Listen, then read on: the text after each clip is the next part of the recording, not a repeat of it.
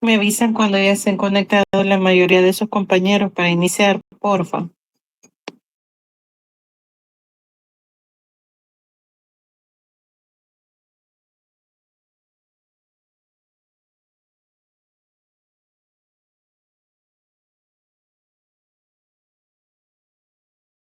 Uri de Mayo, soy médico pediatra y les voy a hablar sobre el examen físico de cabeza, cara y cuello. Ahora, siguiente. Es muy importante que ustedes sepan que la evaluación física es muy importante desde el recién nacido hasta el niño adolescente. ¿Qué es lo primero que nosotros observamos? Claramente vemos es la fisionomía de la cara y, claro, la cabeza de las personas. Cuando estas personas tienen un tipo de síndrome o en los niños, es como bastante visible, ¿verdad? Cuando nosotros hablamos de las 4 tiempos que nosotros realizamos para hacer el examen físico, en el área de cabeza nosotros solo utilizamos dos, lo que son la inspección y la palpación. La cabeza es de forma ovalada y simétrica, pero se pueden deformar durante el parto. Eso estamos hablando que como las suturas se moldean para poder atravesar el canal vaginal o nacer a través de la cesárea, ¿verdad? Pueden haber cabalgamientos de suturas, que son los traslapes, y edema de cuero cabelludo o incluso los cefalomatomas. Es importante que aprendamos a medir la cabeza en todo niño. Eso es el perímetro cefálico, que es la circunferencia craneana. Y esto debe de medirse en todos los controles, en todos los niños menores de 2 años.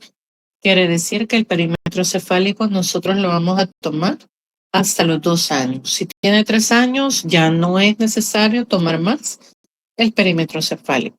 Que es importante que ustedes conozcan acerca del perímetro cefálico. Para eso nosotros tenemos curvas. Cuando nosotros lanzamos la curva según el perímetro cefálico de los niños, tenemos que ver que para sea un valor normal tiene que estar entre -2 a +2. Es decir, que si está sobre 2 desviaciones estándar arriba, estamos hablando de una macrocefalia, es decir, una cabeza grande, y eso puede deberse a ciertas patologías como son la hidrocefalia, por ejemplo. También podemos tener un perímetro cefálico que sea abajo de -2 desviaciones estándar. Eso lo vamos a conocer también como microcefalia. Y si ustedes recuerdan, hubo un tiempo en el que las señoras que quedaban embarazadas y que llegaban a presentar Zika, posterior al nacimiento, los niños nacían con microcefalia. Claro que eso quiere decir que los niños van a tener un retraso a nivel del desarrollo, tanto psicomotor como motriz. Ahora, el cráneo del recién nacido está unido por líneas de sutura y estos vienen a converger en lo que son las fontanelas. Las principales suturas que nosotros tenemos son cuatro. Son la sagital, la coronal, la lamboidea y la metópica. La fontanela anterior es de forma romboide, este mide 2,5 centímetros y se cierra alrededor de los 12 a 18 meses de vida.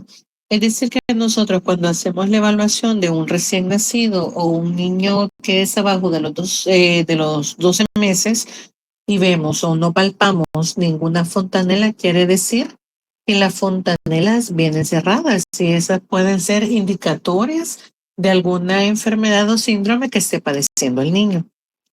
La fontanela posterior es más pequeña que la fontanela anterior. Este es más puntiforme, no siempre se palpa, porque mide alrededor de 1 centímetro, casi lo del pulpejo de un dedo, y se cierra entre los 4 a las 8 semanas de vida. Siguiente. Ahora, el perímetro cefálico, como les mencionaba, lo normal es entre -2 a +2, nos da un índice indirecto del tamaño de la masa encefálica y según las desviaciones, como les había mencionado, ¿verdad? Lo que es macrocefalia y microcefalia. Siguiente. La craneosinostosis, esos son los cierres precoz de la fontanela, los que les estaba mencionando.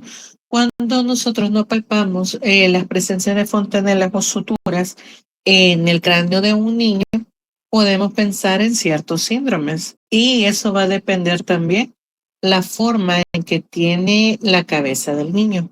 Como ustedes pueden ver en la imagen, tenemos lo normal, como les expliqué, que debe ser ovalada y simétrica, y en estos casos se puede ir haciendo la deformación. Como ustedes pueden ver ahí, la plagiocefalia, que es la simetría de los huesos del cráneo, y puede deberse por el aplanamiento de algunos de sus lados.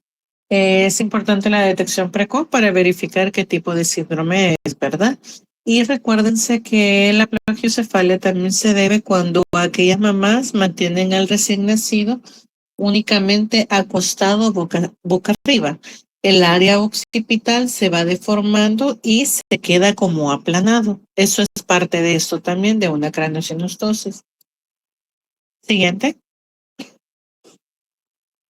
Entre las lesiones del parto más frecuentes que les mencionaba estaba el cefalohematoma, que es la acumulación de sangre abajo del cuero cabelludo, y el caput subterráneo, que es como el edema del cuero cabelludo. Ahora es bien importante que ustedes aprendan a diferenciarlos, porque puede ser que durante su internado o digamos en el año social les toque tener un parto y tienen que aprender a diferenciar si un niño de estos, de los que lleguen a recibir, les aparece este tipo de lesión. El cefalohematoma generalmente es un acúmulo de sangre. Esto se divide o más o menos respeta lo que son las suturas, no las traspasa, como es en el lado contrario del caput sucedáneo, que en este no respeta la sutura, es decir, que abarca como que tuviera una deformidad, como que fuera una cabeza de marciano, por ejemplo. Así se ve lo que es el caput. Ese se encuentra entre la piel, que se ve como con equimosis y eritema, es decir, que se ve incluso rosado o se ve morado. Acuérdense que generalmente el caput suele suceder cuando aquellos niños son de difícil extracción, es decir, que las mamás no logran empujarlos de forma adecuada y como van pegando el cráneo del bebé en la pelvis de la mamá, generalmente quedan trabados ahí por bastante tiempo, en donde se forma lo que es el caput. Pero tienen una resolución entre 48 y 72 horas, incluso hasta una semana. En el cefalohematoma no siempre aparece inmediatamente, casi no es de horas o días posterior al parto, casi siempre es inmediato. Lo que sí tenemos que tener mucho cuidado es que estos cefalomatomas no sean demasiado grandes, porque puede presentar alguna anormalidad o un acúmulo mayor de sangre. El niño presente una anemia y no sepamos en qué área de su cabecita esté sangrando. Para eso es necesario la toma de una ultrasonografía transfontanelar, por lo menos para saber la cantidad de sangre que está acumulado abajo del cuero cabelludo. Siguiente. Ahora vamos con los ojos. ¿Qué es lo que es necesario que debemos explorar al momento de evaluar en los niños?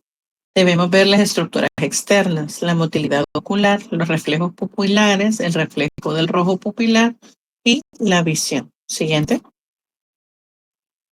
Otra cosa que debemos observar es como por ejemplo la pesquisa de los ojos cuando están muy separados, cuando tienen una distancia interpupilar arriba de 5.5 centímetros, es algo que nosotros llamamos hipertelorismo.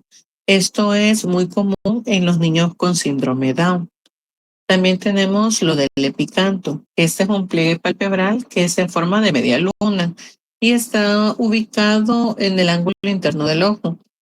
No es característico de ciertos grupos étnicos como que son los chinos, ¿verdad? Los japoneses, pero también es parte de los niños con síndrome de Down y es bien necesario que se observen. También esto me puede decir que hay una presencia de una persona que tiene un proceso alérgico, por ejemplo. Siguiente. Las estructuras externas del ojo. ¿Qué es lo que nosotros debemos observar?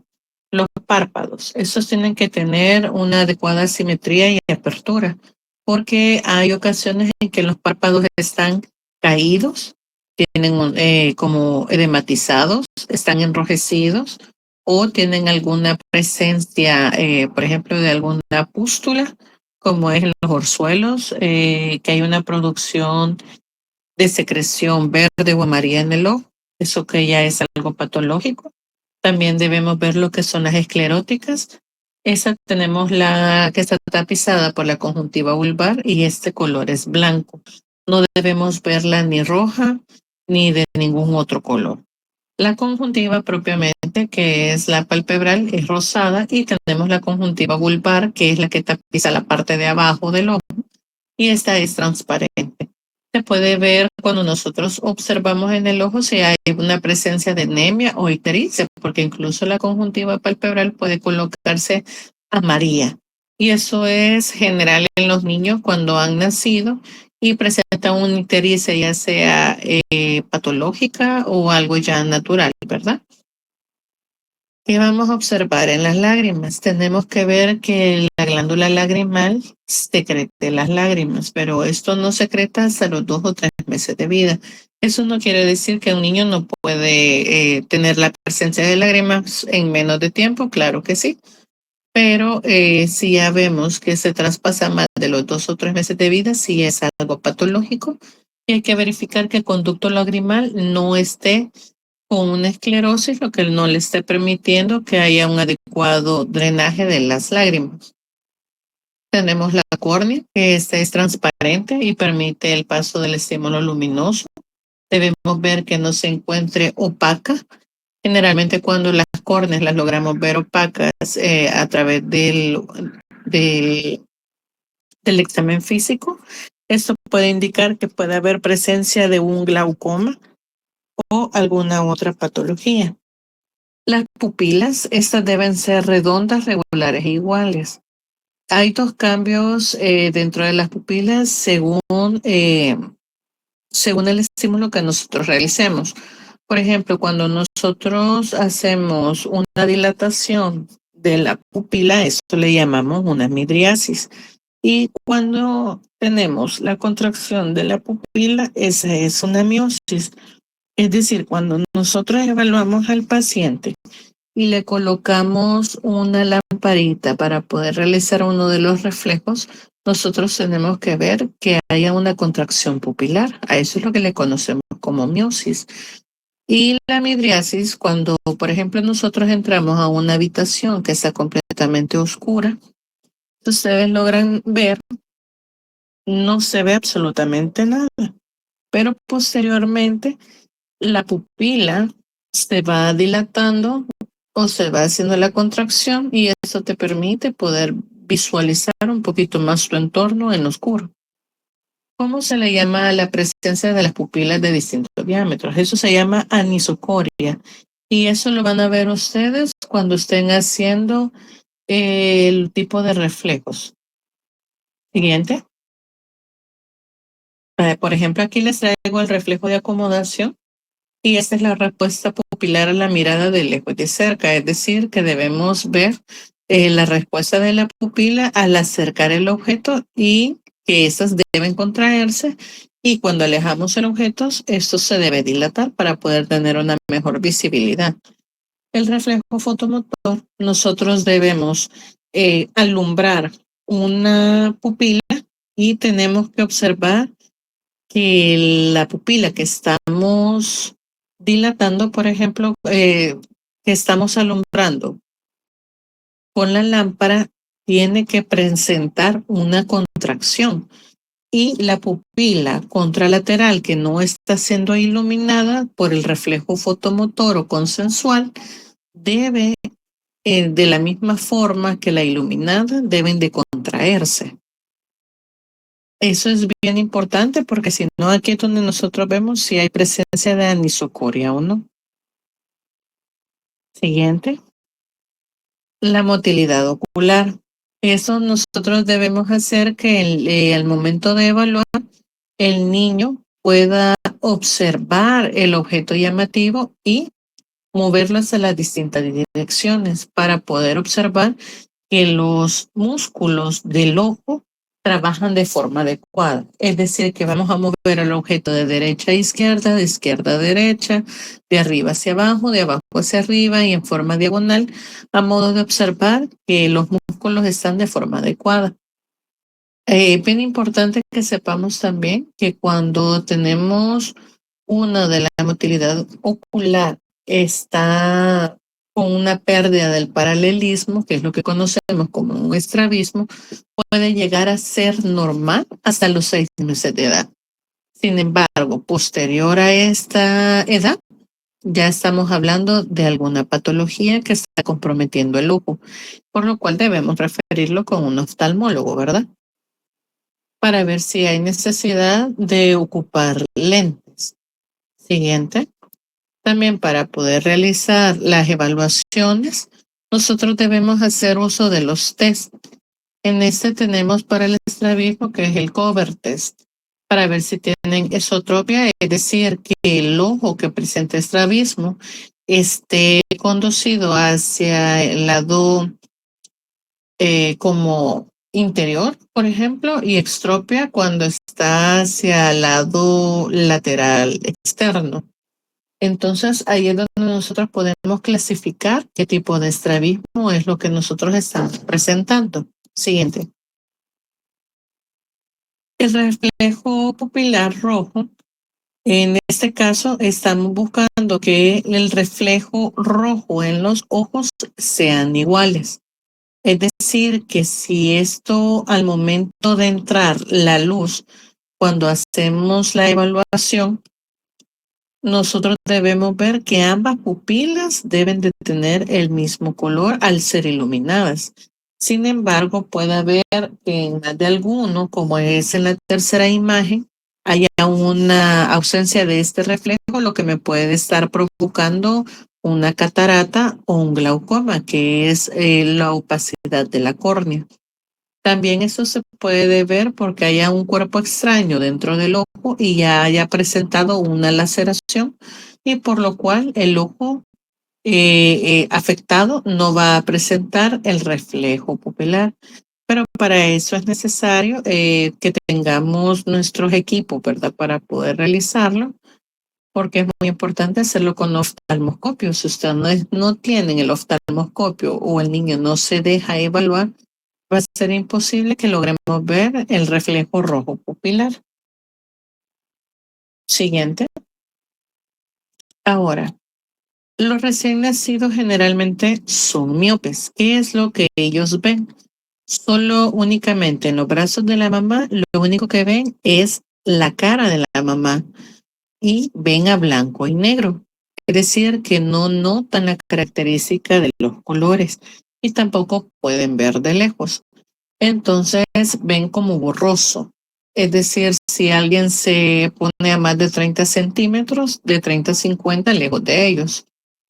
Entonces debemos ver que en los lactantes pequeños se debe supervisar la fijación y el seguimiento con la mirada, pero debemos ocupar algún objeto llamativo para poder hacer evaluación de la visión de los niños. Siguiente. Luego tenemos la agudeza visual. Para poder ver la agudeza visual tenemos que hacer uso de ciertas cartillas, como por ejemplo las cartillas de Snellen.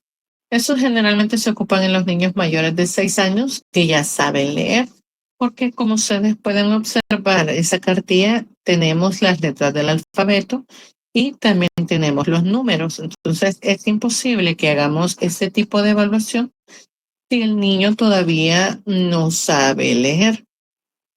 La agudeza visual para la edad de los niños es de 20-30.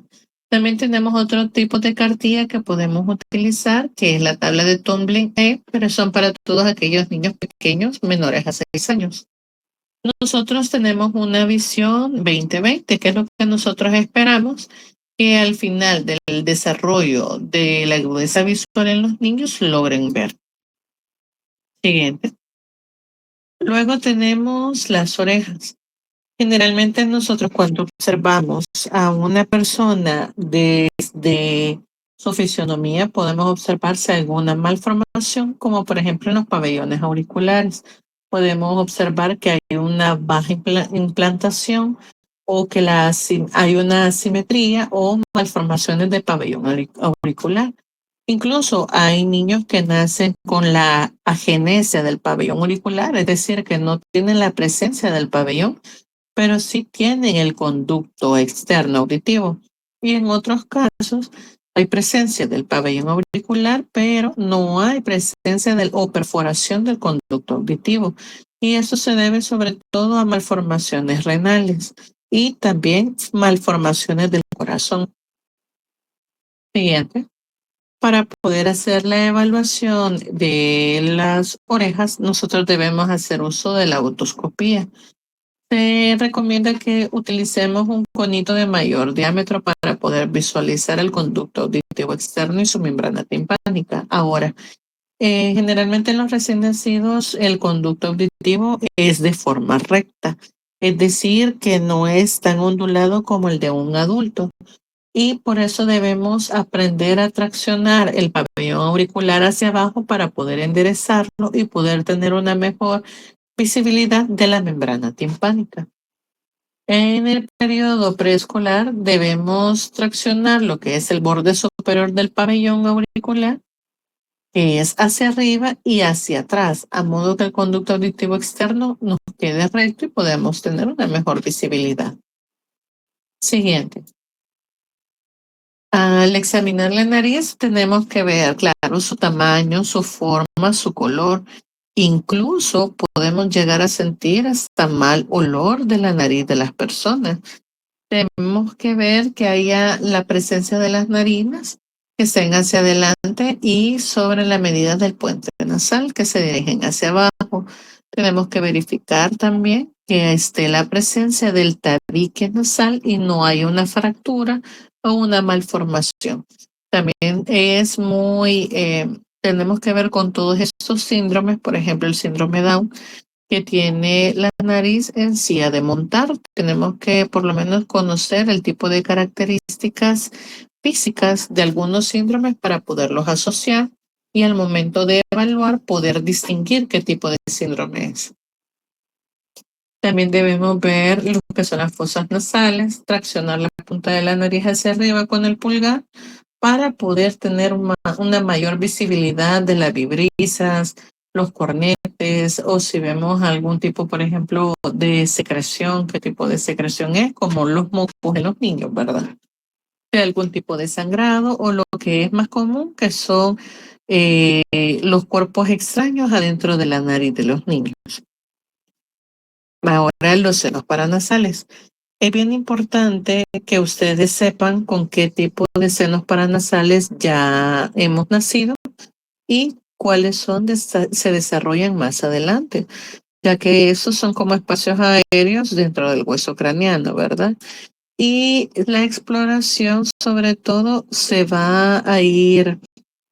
No es como que nosotros podamos visualizar los senos paranasales. Para eso nosotros necesitamos una rayos X de senos paranasales para poder saber. Pero, ¿cómo ustedes saben qué tipo de seno paranasal quieren ver si no saben con cuál han nacido? Por ejemplo, si tuviéramos un niño, siguiente, si tuviéramos un niño digamos, de 3 años de edad y quiero saber si tiene presencia de sinusitis porque veo demasiada secreción verdosa, escucho o huelo un olor extraño a nivel de la nariz. Nosotros, ¿qué tipo de senos son los que vamos a buscar en la rayos X? Vamos a ver el etmoidal, el maxilar y el esfenoidal. Estos son tres de los senos paranasales que ya están presentes a los 3 años de edad. ¿Cuál se me desarrolla hasta los 8 años? El seno frontal e incluso el mastoidal, que es al nivel de nacimiento y se van desarrollando a los 3 años de edad. Así que es importante que se aprendan. Puede ser pregunta de examen. ¿Cuáles son los senos paranasales que ya están desde el nacimiento? Así como cuáles son los que se desarrollan hasta los 8 o 3 años de edad. Siguiente. Luego tenemos lo que es la cavidad oral y la faringe.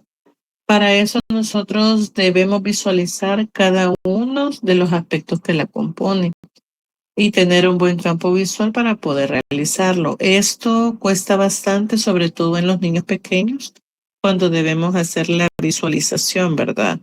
De toda la orofaringe o incluso de aquellos niños mayores a 3 años, cuando queremos descartar que tengan una infección a nivel de las amígdalas o incluso una faringitis. Siguiente. Ahora, ¿qué es lo que nosotros vamos a examinar? Tenemos los labios. Los labios tienen que tener la misma simetría, tanto el labio superior como el inferior. Igual tiene que haber una adecuada movilidad y son de color rosa. Tenemos la mucosa oral, que es rosada también y es húmeda.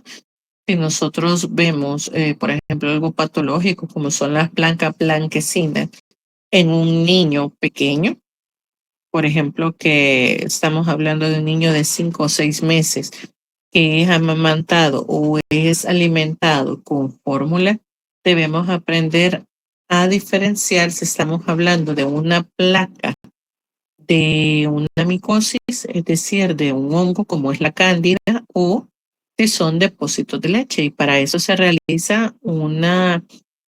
enrolla un tipo de gasa en el dedo y se pasa en la lengua del bebé para verificar si es removible o no. Luego tenemos el paladar. Eso es bien importante porque al momento del nacimiento nosotros debemos verificar que el paladar duro esté intacto, es decir, que el arco palatino parezca una bóveda y no tenga ninguna hendidura, como se conoce el paladar hendido. Siguiente. Luego tenemos la secreción salival, que durante los primeros 3 meses de vida se produce poca saliva, ¿verdad? Pero si nosotros estamos evaluando a un niño que ya tiene 2 años, vemos que la salivación es demasiado excesiva, sabemos que esto ya es algo patológico y debemos verificar, porque a veces los niños que tienen una secreción excesiva de saliva, puede ser que tengan una hipotonía de los músculos orbiculares o de los músculos maceteros, por ejemplo, para que nos ayudan para la masticación y por eso se debe bastante a la salivación excesiva.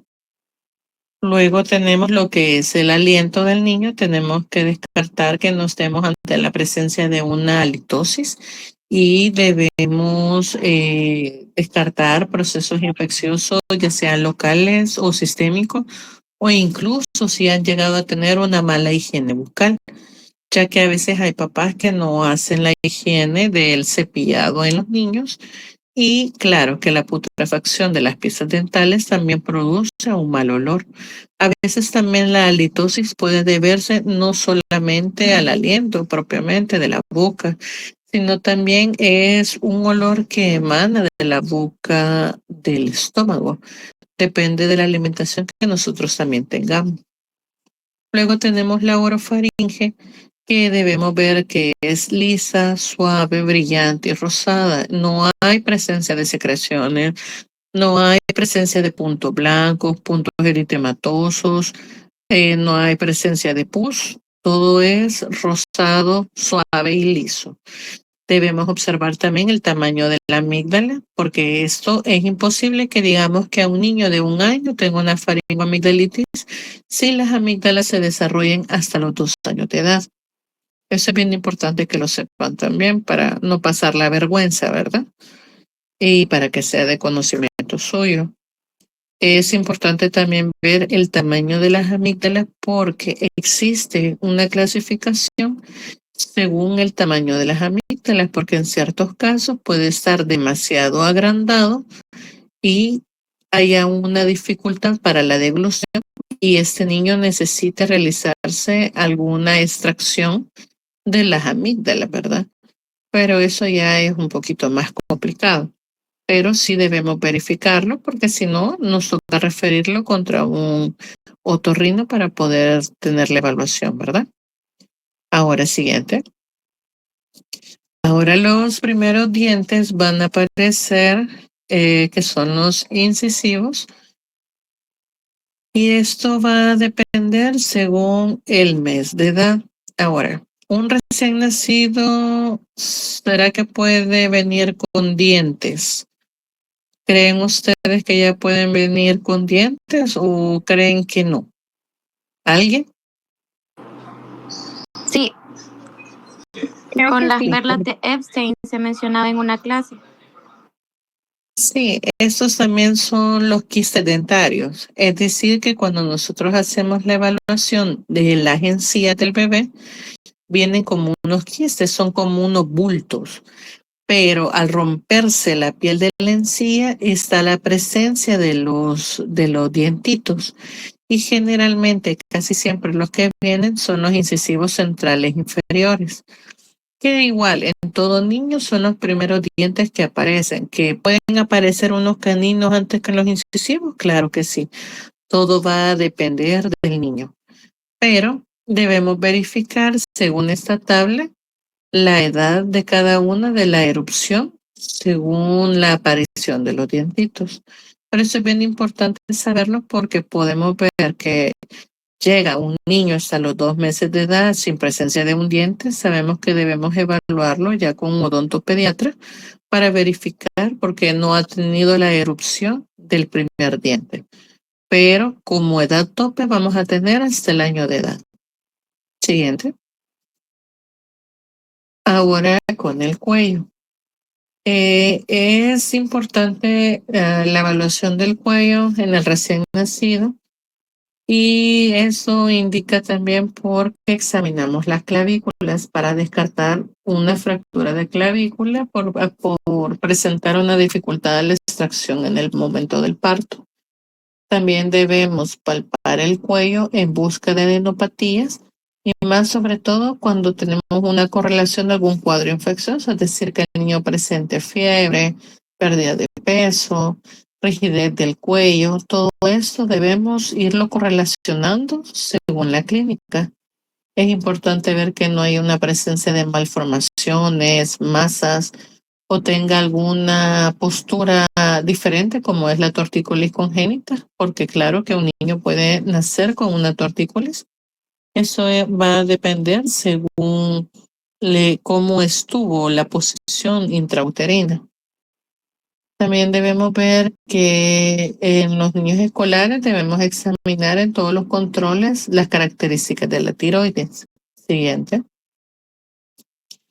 Entre lo que les mencionaba, las adenopatías, sabemos que tenemos retrooculares, es importante buscarlas, el tipo de masa, así como podemos ver en el niño, el signo de Brudzinski en el cuello cuando tenemos rigidez de cuello, que nos puede indicar que hay una presencia de una meningitis, y la tiroides no debemos palpar nódulos o algún aumento en el área del cuello de tamaño, ya que nos puede presentar algún bocio o alguna anormalidad de la tiroides.